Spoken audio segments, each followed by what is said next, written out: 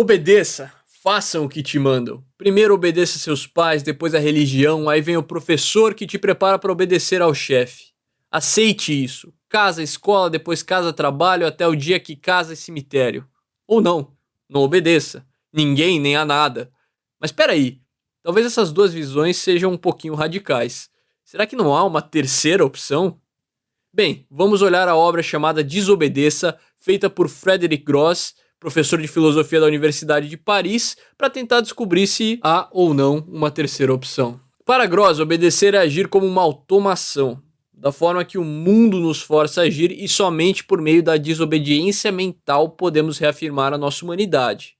Com um certo bom senso, ele afirma que é quase impossível para as pessoas serem desobedientes nas sociedades modernas. Não de forma literal, pois você é livre para quebrar uma lei, mas no sentido que os custos por desobedecer, seja uma lei ou não, são altos demais para justificar a desobediência como um estilo de vida. Por exemplo, se seu chefe lhe pede para fazer certas coisas e agir como uma automação e você constantemente se recusa a fazê-las, eventualmente você vai ser demitido. Essa demissão te deixa sem dinheiro para pagar as contas, logo a única escolha que você tem é obedecer para não ser demitido. Apesar de reconhecer isso, Gross também acha que somos obedientes demais, obedecendo aos comandos sem hesitação e sem questioná-los. E ele afirma que nós queremos isso. A única razão pela qual o escravo obedece é que ele recebe uma ordem, como uma máquina ou uma automação. Para nós não nos transformarmos em máquinas e perdermos nosso senso crítico, Gross sugere que nós nos revoltemos contra a nossa mentalidade de obediência. Para isso, você deve questionar os comandos que são dados a você e começar a pensar de forma independente. A verdadeira revolução deve começar com um desinvestimento interno, ou seja, uma desobediência da mente. Mas calma, ele não está falando para fazermos loucuras ou ficarmos sem uma forma de sobreviver. O que ele diz é que devemos obedecer a um mínimo, uma obediência com má vontade, conceito que ele chamou de submissão ascética. Em um mundo onde somos forçados a vender nosso trabalho e obedecer aos comandos dos outros, devemos ser rebeldes em nossa obediência, mostrando insatisfação com o trabalho que somos obrigados a fazer, sem submeter-se totalmente ao que a sociedade lhe pede. Obedeça à sua sociedade e cultura apenas o mínimo necessário. E faça isso, segundo Gross, se você não concordar, é claro, mas pense por você mesmo. Mas por que ainda não desobedecemos? Por que obedecemos sem hesitação e permitimos que ações imorais daqueles que estão no poder geralmente não sejam contestadas? Pode ser habitual para nós. Historicamente, o cristianismo e a cultura política nos ensinaram que a obediência é virtuosa e justa.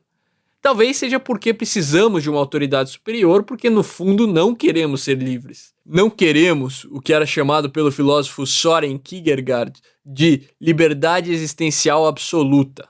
A liberdade na qual somos os únicos orquestradores de nossas decisões, mesmo quando nem sempre ou nunca há uma maneira de agir. A ambiguidade presente no processo de tomar uma decisão e agir é cansativa. É mais fácil entregar a decisão a um outro e não possuir nem a liberdade e nem a responsabilidade.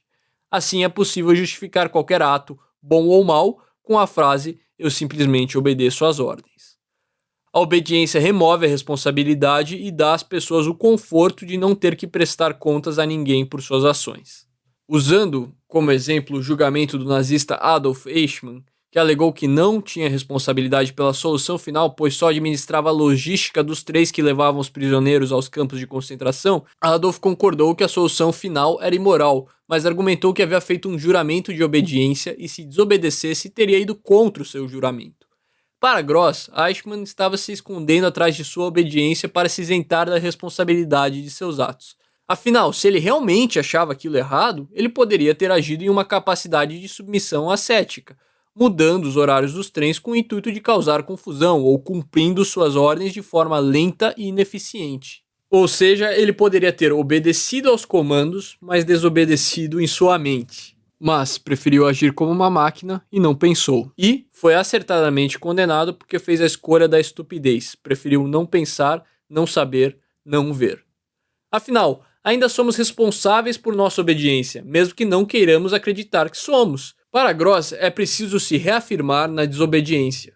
Ele quer que a gente pense. Não desobedeça gratuitamente, mas porque a ação que você foi ordenado não é a correta. Se não foi possível desobedecer totalmente, faça o que está no seu alcance para impedir a eficácia do comando. Temos que começar a negar a nossa própria obediência habitual e começar a pensar criticamente sobre o mundo, agindo da forma que está ao nosso alcance, sem perdermos nossos empregos por não sacrificarmos a nossa moralidade, por exemplo, mas sem ceder completamente e cegamente ao comando que não concordamos. Se você gostou desse vídeo, não se esquece de fazer algumas coisas. Dê um like, compartilhe, se inscreva no canal, ative o sininho para receber notificações e continue desobedecendo.